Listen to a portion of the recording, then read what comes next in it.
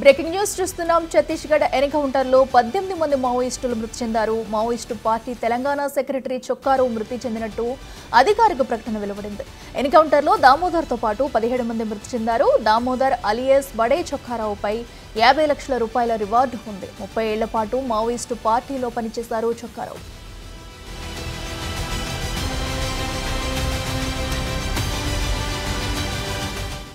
ఈ కాల్పుల గురించి మరింత సమాచారం మా అసోసియేట్ ఇన్పుట్ ఎడిటర్ నగేష్ అందిస్తారు. నగేష్, చెప్పండి.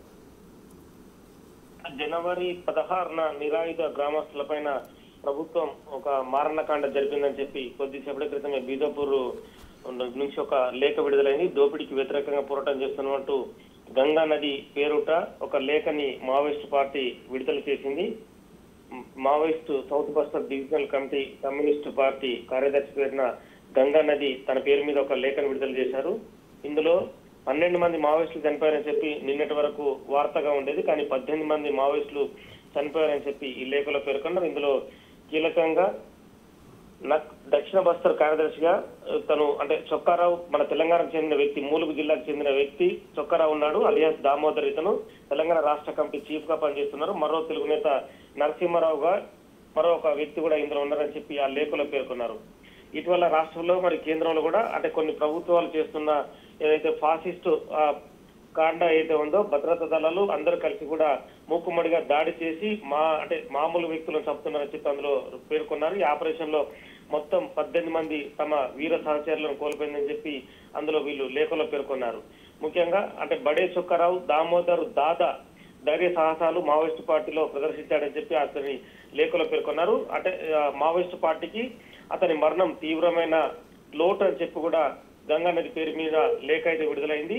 కానీ విప్లవాత్మక వారసత్వం వేలాది మంది కొత్త సహచరులకు స్ఫూర్తినిస్తుందని చెప్పి కూడా లేఖలో పేర్కొన్నారు. మా ప్రతీకార చర్యలో పోరస్ ప్రజలు భారీ నష్టాలను చవిచూశారని చెప్పి చెప్పారు. అందులో 5 వ్యక్తులు కూడా అంటే అక్కడ జరిగిన ఎన్కౌంటర్ సంబంధించి కూడా కొంతమంది చనిపోయారని చెప్పారు.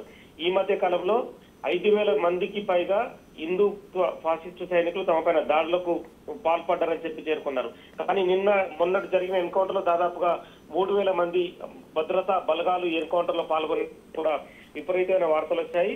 12 మంది చనిపోయినట్టుగా నిన్నటి వరకు అయితే కొన్ని ఫోటోస్ అయితే బయటకి అక్కడ బస్తర్ కు సంబంధించిన డివిజన్ ఎస్పీ ఎవరైతే ఉన్నారో అక్కడ బస్తర్ జిల్లా ఎస్పీ నిన్న ఫోటోలు విడుదల చేశారు. కానీ మొత్తం 18 మంది మావోయిస్టులు చనిపోయినట్టుగా south Bastar division Maoist party అయితే లేఖను విడుదల చేసింది. కానీ ఇక్కడ కన్ఫ్యూజన్ అయితే క్రియేట్ అవుతుందని చెప్పచ్చు. ఇందులో దామోదర్ ఉండడం అనేది కూడా చాలా కీలక అంశం. ఇప్పటికే మావోయిస్టు పార్టీ ఈ మధ్య కాలంలో గత 6 నెలల కాలంలో జరిగిన ఎన్కౌంటర్ లో దాదాపుగా 250 మందికి పైగా మావోయిస్టులను కోల్పోయింది. అంటే ఎక్కువ ఎన్కౌంటర్లు కూడా ఛత్తీస్గఢ్ తో పాటు south Bastar, north Bastar division లో కూడా పూర్తి ఎన్కౌంటర్లు కంటిన్యూగా కొనసాగుతున్నాయి. అంటే వీళ్ళకి వచ్చిన ఇన్ఫార్మర్ల పేరిట వస్తున్న ఇన్ఫర్మేషన్ తో కంప్లీట్ గా భద్రతా బలగాలు ఛత్తీస్గఢ్ పైనే దృష్టి సారించాయి. ఛత్తీస్గఢ్, మహారాష్ట్ర పైన దృష్టి సారించాయి.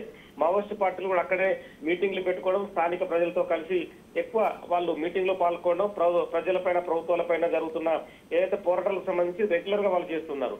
మొన్నటికి మొన్న ఒక 3-4 రోజుల క్రితం కూడా 8 మంది జవాన్లను కూడా మందు పాత్ర పెట్టి పేల్చి చంపారు. దాని తర్వాత మళ్ళీ 3 రోజులకే ఇప్పుడు 18 మంది నక్సల్స్ చనిపోయారు. ఇందులో దామోదర్ అలియాస్ చొక్కారావు ఉండడం అనేది తెలంగాణకు సంబంధించిన ప్రస్తుతం రాష్ట్ర కమిటీ ప్రెసిడెంట్ గా ఉన్నారని చెప్పి మావోయిస్ట్ పార్టీ అయితే పేర్కొంటుంది. 30 ఏళ్లుగా పార్టీలో ఉన్నారు. వాళ్ళకి సంబంధించిన కుటుంబ సభ్యులు కూడా పొలిటికల్ పార్టీలో ప్రస్తుతం కొనసాగుతున్నారు. సో మొత్తానికి అయితే మావోయిస్ట్ పార్టీ విడుదల చేసిన లేఖ అయితే పోలీసులు కలకలను రేపుతుంది. రేపు సౌత్ బస్తర్ డివిజన్ సంబంధించిన ఐజీ కూడా మళ్ళీ దీనికి సంబంధించిన కౌంటర్ ప్రెస్ మీట్ కూడా పెట్టే అవకాశం కనిపిస్తుంది. Right Nagesh, thank you.